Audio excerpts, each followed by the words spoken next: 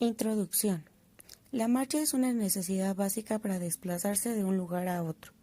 Es una de las actividades que las personas hacen a diario y en este análisis profundizaremos para descubrir sus parámetros espaciales y temporales, ya que es muy importante para nosotros como fisioterapeutas conocer las normalidades que incluyen la marcha y diferenciar cuando está alterada.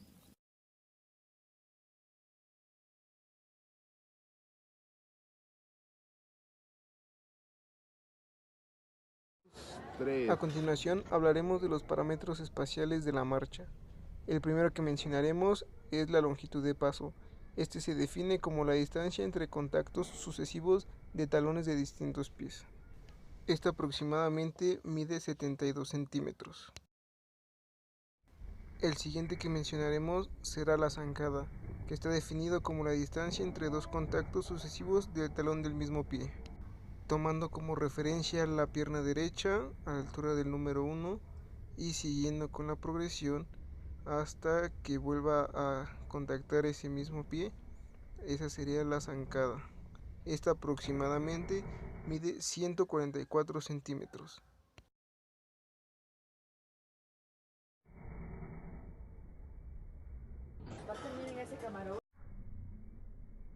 El ángulo del paso es el ángulo entre la línea de progresión del cuerpo y el eje longitudinal del pie. Este también se conoce como apertura del pie y mide aproximadamente 7 grados. En el video, el número 1 representa la línea de progresión del cuerpo y el número 2 el eje longitudinal del pie. Los parámetros temporales de la marcha son la cadencia, que es el número de pasos por minuto. El tiempo de zancada es el tiempo de un ciclo completo de la marcha. El tiempo del paso es el tiempo de la conclusión de un paso derecho o izquierdo en una marcha simétrica normal. El tiempo del paso se deriva de la cadencia. La velocidad de la marcha es la distancia cubierta en un periodo dado de tiempo y su medida suele ser en metros sobre segundo o kilómetro por hora. Su rango normal es de 1.37 metros sobre segundo y se puede obtener multiplicando la cadencia por la longitud de paso. El ciclo de la marcha se divide en dos fases, fase de apoyo y fase de oscilación. Fase de apoyo va desde el contacto del talón derecho hasta el despegue de los dedos del mismo pie. Representa el 60% del ciclo de la marcha. La fase de oscilación inicia con el despegue de los dedos del pie derecho hasta el siguiente contacto del talón derecho. Representa el 40% del ciclo. Contacto de talón es el instante en el que el talón entra en contacto con el suelo por primera vez y representa el 0% del ciclo de la marcha. Pie plano es el instante en el que toda la superficie plantar del pie entra en contacto con el suelo. Se produce en el 8% del ciclo de la marcha y en el pie contralateral se lleva a cabo el despegue de los dedos y este corresponde a un 10%. Punto medio es el punto en el que el peso del cuerpo pasa directamente a la extremidad inferior en carga, representa un 30%. Asimismo, en el pie contralateral se lleva a cabo el punto medio de oscilación, representando un 25 y un 35%, y es el instante en el que el pie contralateral pasa a la par del otro.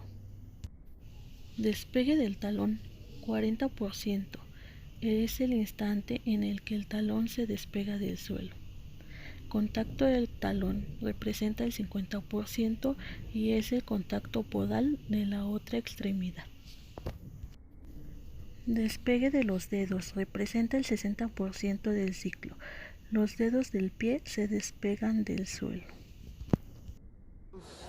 Oscilación inicial es el punto entre el despegue de los dedos y la oscilación media, corresponde al 65 al 75% del ciclo. Oscilación media es cuando el pie oscilante pasa a la par del otro y corresponde al 75 al 85%. Oscilación final es el periodo entre la oscilación media y el contacto del pie, corresponde al 85 al 100%.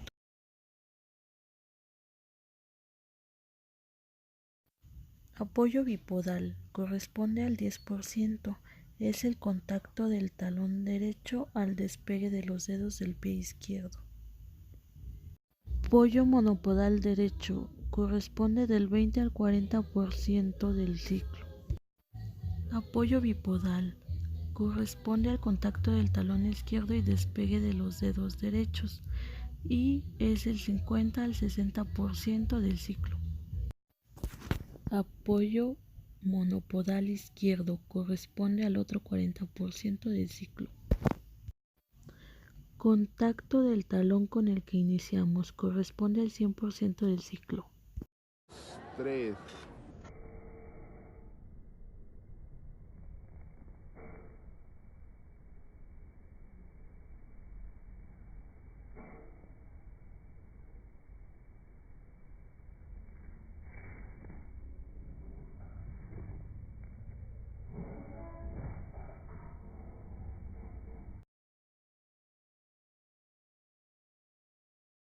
Están en posición neutra. Al 40% del ciclo hay una inclinación anterior de pelvis, una cadera extendida de 10 grados, una rodilla en máxima extensión y una flexión dorsal de tobillo de 10 grados. Del 60 al 75% hay una inclinación anterior de cadera, disminución de la extensión de cadera de la posición anterior 35 grados, de flexión de rodilla y 15 grados de flexión plantar de tobillo. El psoas ilíaco se activa desde el 50% del ciclo de la marcha para flexionar la cadera y ayudar la flexión de tobillo para despegar el talón dedos y así preparar el miembro oscilante para recibir el peso del cuerpo. Del 75 al 80% hay una inclinación anterior de pelvis, una cadera flexionada de 15 grados, 60 grados de flexión de rodilla y un tobillo de flexión dorsal. Del 85 al 100% del ciclo, una inclinación pélvica posterior, cadera flexionada de 20 grados, rodilla flexionada 5 grados y un tobillo en flexión dorsal. Al llegar al 100% del ciclo de la marcha hay una inclinación pélvica posterior. La cadera flexiona 30 grados y una rodilla casi en extensión completa y una flexión plantar de tobillo a 5 grados. Durante la fase de apoyo, el movimiento de cadera es producto del movimiento de la pelvis sobre el fémur. La rodilla está en 2 grados de valgo al contacto del talón con el suelo. La articulación suprastragalina tiene 3 grados de inversión al 0% del ciclo, 2 grados de eversión del 30 al 35% del ciclo y del 40 al 50% del ciclo está en neutro. Durante la fase de oscilación, el movimiento pélvico y movimiento del fémur contribuyen a que la articulación coxofemoral vuelva a su posición neutra. La rodilla, durante la oscilación, está en 5 grados de valgo. La articulación suprastragalina está en 6 grados de inversión al 60% del ciclo y ligeramente en inversión del 75% al 90% del ciclo. Cinética articular en el plano horizontal. La pelvis del 15 al 20% del ciclo de la marcha estará hacia una rotación izquierda y del 20 al 60% a una rotación derecha. El fémur del 15 al 20% en rotación interna y del 20 al 65% en rotación externa. La tibia contará con 8 a 9 grados de movimiento. La cadera estará del 0% en rotación externa, del 10 al 50% en rotación interna máxima y del 50 al 75% en rotación externa. La rodilla del 0% tendrá 3 grados de movimiento de rotación externa, del 30% en rotación interna y del 60% en rotación interna con 5 grados de movimiento, de 60 a 100% en rotación externa. Músculos en el plano horizontal. Los rotadores internos que están activos durante la fase de apoyo desplazan la pelvis hacia una rotación interna, mientras que los rotadores externos que se activan al inicio de la fase de apoyo controlan la rotación pélvica. Cinemática articular de tronco y extremidad superior. Durante la fase de apoyo, el tronco rota aproximadamente 7 grados con respecto a la pelvis. El hombro muestra un patrón sinusoidal de movimientos forzados respecto a la flexión y extensión de cadera, mientras la cadera se mueve en extensión. El hombro ipsilateral se mueve en extensión y viceversa. Al contacto del talón con el suelo, puede observarse 25 grados de extensión de hombro y 20 grados de flexión de codo.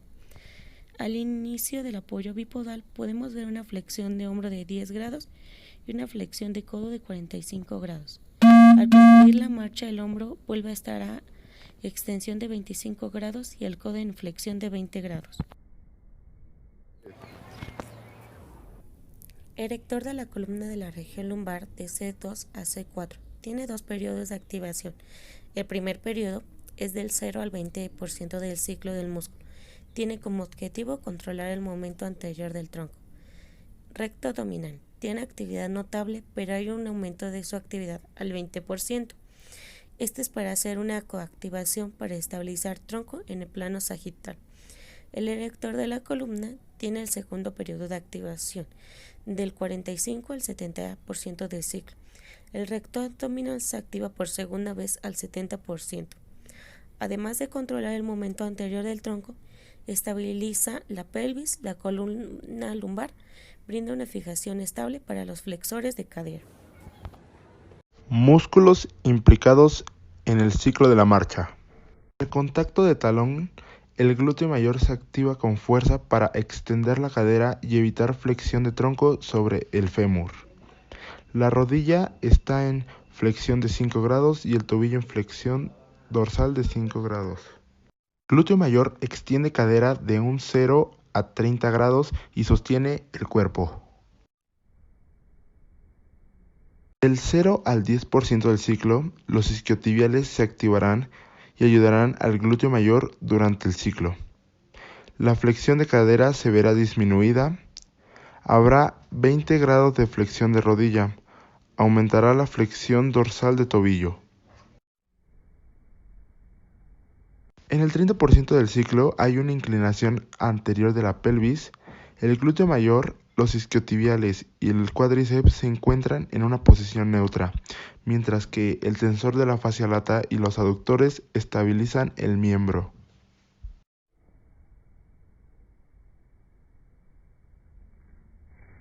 En el 40% del ciclo, la pelvis se inclina hacia adelante, el glúteo mayor está en una extensión de 10 grados, el cuádriceps está en una máxima extensión de rodilla y el tobillo está en un 10% de plantiflexión. En el 60 y 75% del ciclo hay una inclinación anterior de cadera, el glúteo mayor disminuye su contracción concéntrica, los cuádriceps son activos solo el 50% y están en un 35 grados de flexión de rodilla. Los gastros y sóleo están en un 15 grados de plantiflexión de tobillo. Del 75 al 85% del ciclo hay una inclinación anterior de la pelvis, la cadera está en flexión unos 15 grados, hay 60 grados de flexión de rodilla y la cabeza corta del bíceps femoral ayuda a la fase de oscilación. La pelvis se inclinará hacia posterior, la cadera estará en flexión de 30 grados. Los estabilizadores son aductores y tensor de la fascia lata, al igual que los peroneos. El tobillo estará en dorsiflexión con una angulación de 5 grados. En conclusión, podemos decir que en la marcha es importante saber cuáles son sus ciclos y por cuáles pasa. También ver qué músculos están implicados para ver si hay alguna alteración de ese músculo y eso esté afectando su marcha.